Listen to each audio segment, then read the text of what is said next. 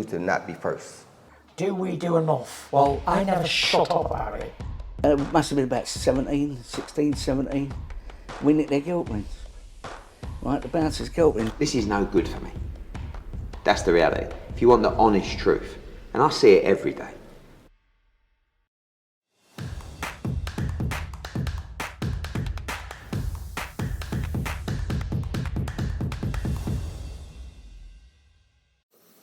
This is Colin McGuigan for IFL TV. Edward, I'm sick of this subject so much, but there's a few questions I need to ask you. The usual. The ABC comments saying that the board haven't responded. Why do you think that is? Does that tie in with the way you said to me yesterday there's a bit of an agenda against Conor Benn? I don't know if you've seen my interview with him on this. How the board cannot respond to the ABC is baffling. The ABC is the overriding commissions. But Robert Smith also said he's spoken to the commissions out here.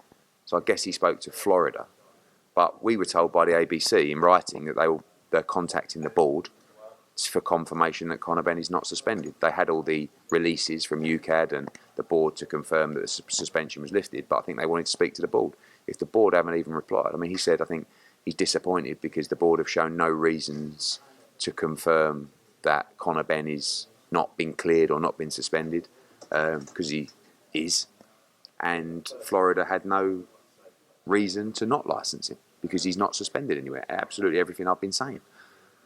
But, the real reason that the board don't want to talk to the ABC is because they know they have to tell the ABC that he's cleared and he's not suspended, and they hate to do it. But just baffling that they wouldn't reply, and that's alarming. I spoke to Conor yesterday and he was quite emotional in my interview. He said he wants to sit down with the board. He said he's reached out to them, his legal team have reached out to them. What is the reason that you all can't get in a room right now and say, put this to bed, make this appeal happen quicker? I've said to Robert Smith on multiple occasions, let's sit down and speak to our lawyers. It's like, well, don't you think we should have a sensible conversation? No. So it's like, I don't know what it's going to take. Obviously when we win the appeal, then at that point I think they have to just I don't know, but they're all very strange. There's apparently a documentary coming out tonight on Channel 4 which will put the board maybe in a bad light about racism, sexism, some different issues. Do you have any comments to make on that? No, I saw it about an hour ago. Obviously it's very serious allegations against the board. I don't know the substance of those. I just saw a trailer. So I'll watch it, and I think it's fair for me to comment. The board have obviously got a lot to answer for on that one, and I'm sure there's ongoing legal cases that they're in there as well regarding those allegations. But I said in an interview earlier, I think that we have to keep evolving as people, as governing bodies, as businesses, and sometimes the older guard or the older generation have a very old-fashioned mindset about things. And, even, I think, at my age, I am learning all the time about what is actually fair and not fair. And just because of an era that you grew up in, you have to be adaptable to change. And I think some people from a different generation might act in a way that they feel is fine, but is actually not fine, if that makes sense. And we have to understand that equality is important. I don't know anything about what's been said or this documentary, but I just think in general, we have to keep evolving and making sure that we always treat people fairly and with equality. Gender, race, religion. So I'll watch it, but obviously not good for the board. You've been in the sport quite a long time now, getting old. Have you noticed things like this over the years where you've kind of taken a step back and went, well? I think in general, I don't think it's necessarily sexism or racism, I think it's more about, and people might not agree with me about that era that you grew up in. Let's look at female boxing. Yeah, the promoters in world boxing, in my opinion, don't really think that women should be boxing, right? When I started in women's boxing, it took the other promoters ages to bite the bullet and go, we better actually sign a female fighter. I know because I have a father who is 75 and he's from the same era as Frank Warren and Bob Arum. When I signed Katie Taylor, he looked at me as if to say, really? If he was honest, he would probably say that he doesn't think or thought at that moment that women should really box. And I know Frank Warren will think the same, and I know Bob Arum will be. And it's not, I don't blame them from that. It's just a different, life's just evolved. So I look at it now as someone with a daughter who plays football all the time. I probably, 20 years ago, if you'd have said, do you think girls should play football at school? I would have gone, no. Boys play football and girls play netball. That's the most ridiculous thing. I can't even believe that I would think like that. But that's just how you're brought up through that era. And then when you get to this point, you start thinking, how ridiculous is it that girls shouldn't be given the opportunity to play football? Do you know what I mean? How ridiculous is it that girls shouldn't be allowed to box? But and that goes across many different layers of things that sometimes people don't think they're being sexist or think they're being racist. It's just a mindset that they've grown up with. But actually they are. Doesn't necessarily mean they're doing it in a vindictive or a nasty way. But I think you have to keep evolving. And as a business, we have to keep evolving and making sure that we are a business of equality across all those layers. So when you have an organisation or a governing body that is full of that generation, perhaps certain decisions are going to be made not vindictively or not, but just with a different mindset. And I'll watch it and see. But I will always say this: the British Boxing Board of Control are one of the best organisations and one of the best commissions in the world. It is a horrible job that they have, but a lot of the times they don't get it right. A lot of times they get it wrong, but so does everybody.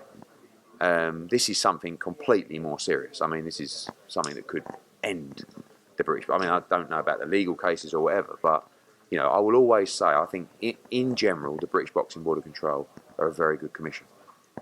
We'll move on from that. You spoke about women's boxing there. We've got the Katie Taylor, Chantal Cameron press conference on Tuesday in Dublin. Being Irish, I need to ask you about this card. Yeah. We're not going to get the Cardi Cusimano matchup that I was pushing you for. But Gary Cully, first of all. Jose Felix not in the picture. Who's a likely opponent? Would someone like Tyrone McKenna be a possible, old stablemates? Yeah, I don't know. I mean, it's going to be a real fight. He's changed camps, obviously, and he's told us they want a real fight.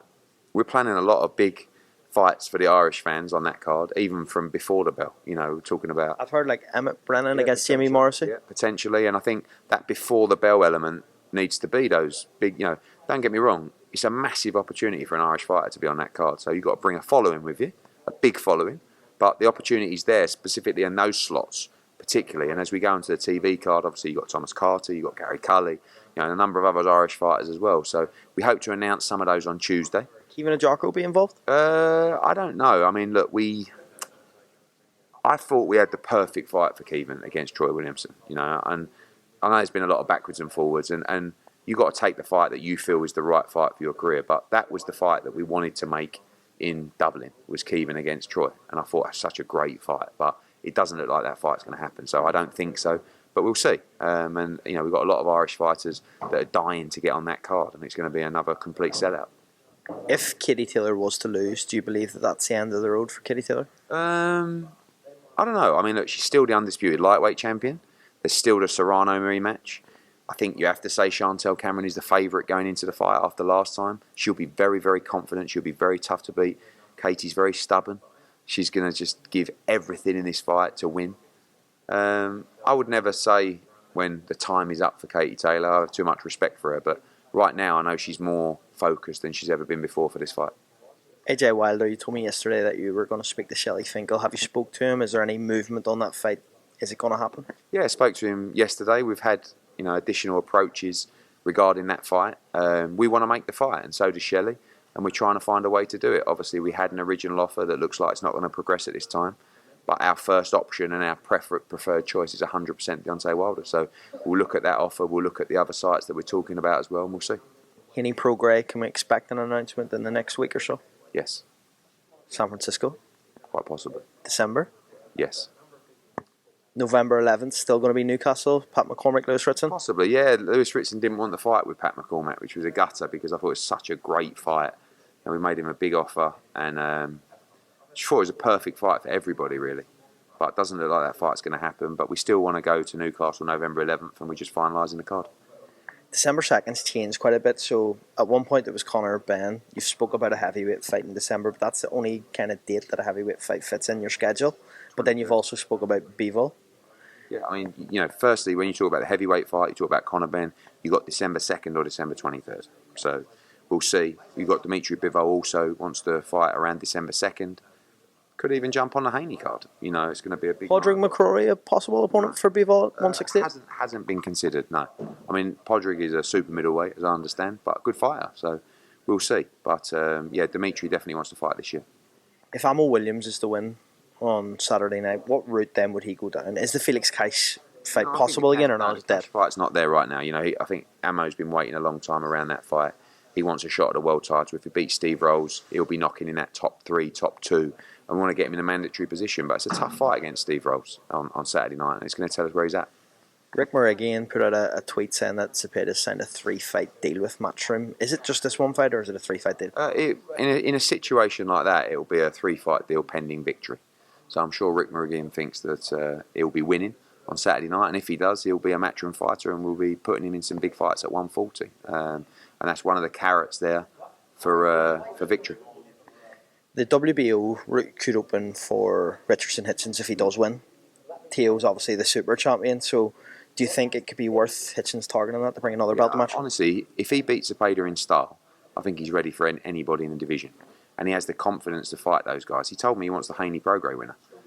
This is a guy that I think is of the same kind of level and stature of Shakur, of Devin, of Tank. And it's the same era. And it's the same confidence, the same belief. So let's see what he does on Saturday night.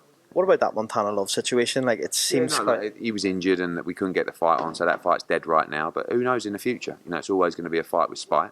And I don't rule it out. What about Stevie Sparkley and Paro? Any news on those type of fights? Yeah, looking for fights for Liam Paro particularly. Obviously, he's pulled out of 2 fights, which has been heartbreaking for him. But we're looking at getting him back in the ring ASAP. And Stevie Spark moving to 147, always entertaining. Andy Cruz on the Haney Prograis undercard. Yeah. Who could he be a possible opponent? A great fight against a Mexican fighter that's going to be a lot of fun. So we'll announce that fight probably next week as well. Final one. Have you stopped working with Julio, Cesar, Martinez, or is that still a possible option? No, we lost the purse bid for that. We didn't want to bid for that fight because the Arroyo fight's been made 462 times and we've already seen it once as well. So I think that's happening on the Sabriel Matias undercard. But, we have obviously Bam against Sonny unifying and we'd love to make that fight with Julio Cesar Martinez after. Who could we see on that undercard for Sonny and Bam? What type of fighters? Anyone from the UK going to come over? Nicolau Yafai will be on that undercard as well and possibly even Peter McGrail as well. Obviously he's got a big fight himself coming up October 21st and another big Mexican fight on that card as well. So tickets going really well already and looking forward to December 16th.